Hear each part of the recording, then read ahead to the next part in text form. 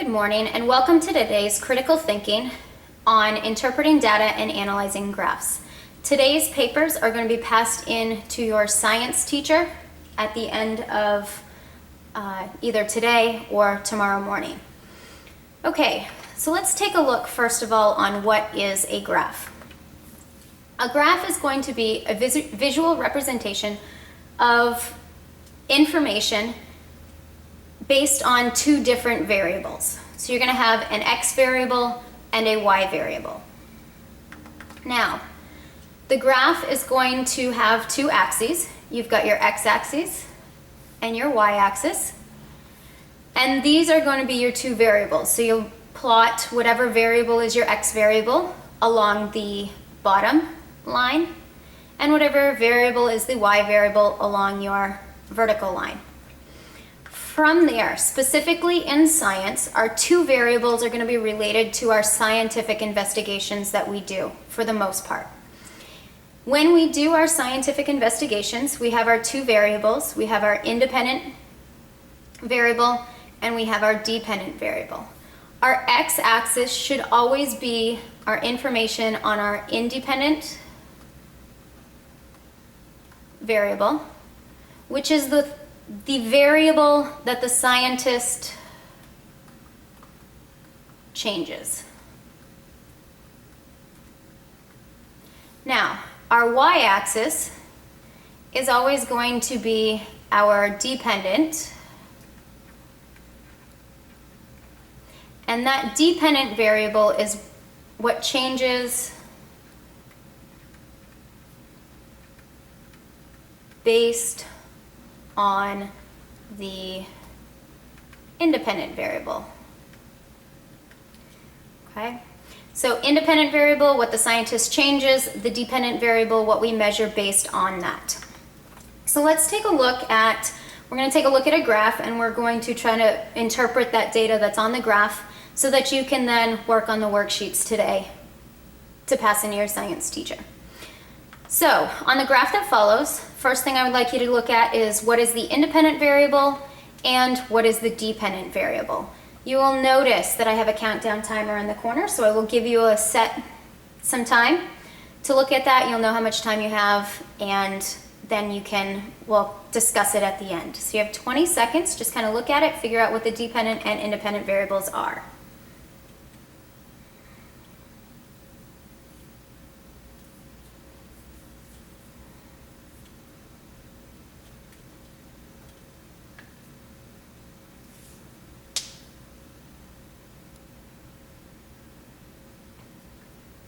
Okay, looking at this, we have our x-axis across the bottom. Remember, our x-axis is always our independent variable, and our y-axis should always be our dependent variable. Our scientist here was looking at the number of tadpoles surviving in water of different pH levels. The pH level is what the scientist was changing. They were changing the pH level of the water across the board. And the number of tadpoles is what changed because of the pH of the water. So the independent variable, pH of the water; dependent variable, the number of tadpoles. All right, next question. Between what two pH readings is there the greatest change in tadpole number? Between what two pH readings is there the greatest change in tadpole number?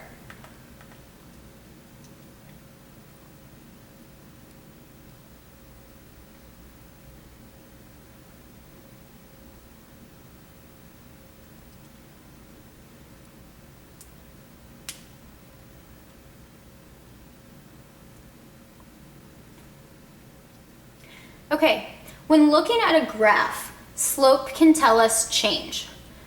The greatest slope is going to give us the greatest change as long as all of our numbers are evenly spaced along the bottom. We notice that all of our pHs down here are a 0.5 difference, so they're all evenly spaced. So our slope, just looking at this, we should be able to determine that our greatest change is between this line right here.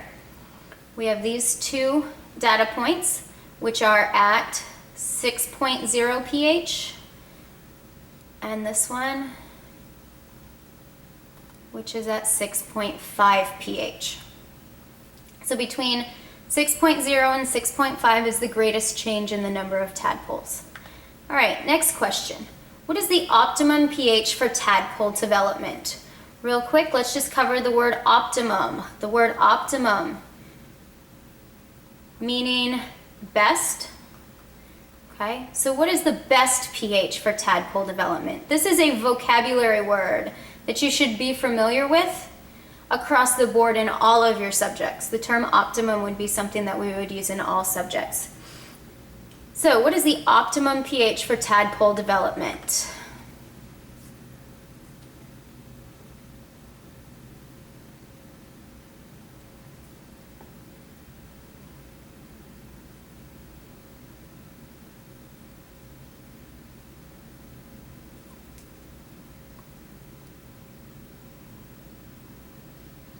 Okay, optimum pH would be where do the most tadpoles survive? Most tadpoles survive right around here. Approximately 87 tadpoles, it looks like, somewhere in there. Not quite 90. 90 would be halfway between. So it would be somewhere in the high 80s. Okay? And if we look down here, the optimum pH, I know I can't go straight down, sorry, but it is at 6.5. Okay. Interpolating and extrapolating data. These are two things that when looking at a graph, you may be asked to do. Interpolating data means looking at between 2 points that you have, and extrapolating means we're going to look at outlying points. So scientists sometimes are limited by their time and money, and especially here in the classroom, we're limited by time and money on some of the labs that we do. So we can't look at all of the information that we either need to look at or that we want to look at. So we have to be able to pick the best ones to look at and then figure out how we can come up with information between those points or outlying from those points. So when we look at a graph, if we're going to interpolate data, we're going to look at 2 points on the graph and we're going to try to figure out what the number in between them, something that we didn't collect for data, what would that point be along the lines? Extrapolating data means we're going to extend past our smallest or largest data point and we're going to try to infer where that data might be. Okay? So here, if we have this point, we're going to look at, if we're going to look at 30 down here, 30 hookworms. We have 20, we have 50, we have 70, and we have 80, but we don't know how much blood does 30 hookworms actually take from us. So what we're going to do is we're going to go up the line to where it is. We're going to figure out where on that line that is, and then we're going to come across here.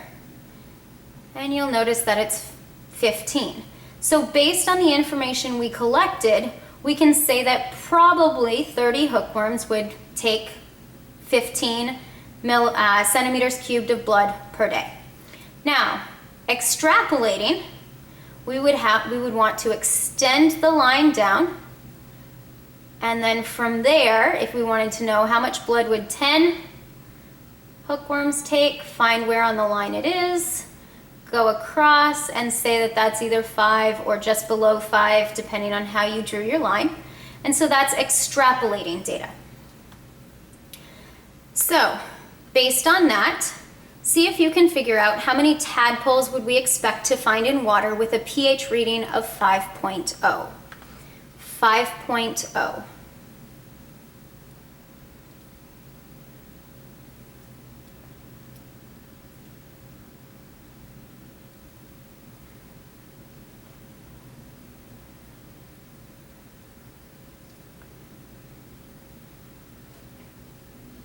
Okay, I know it's a little bit hard not being able to draw this on, so I will take a look at drawing this on, and I'm just going to extend the line here out. I'm going to take my 5.0, I'm going to go up as straight as I can to try to hit the line, and then come across to here, and as not straight as that was, I tried to hit a point that was straight across.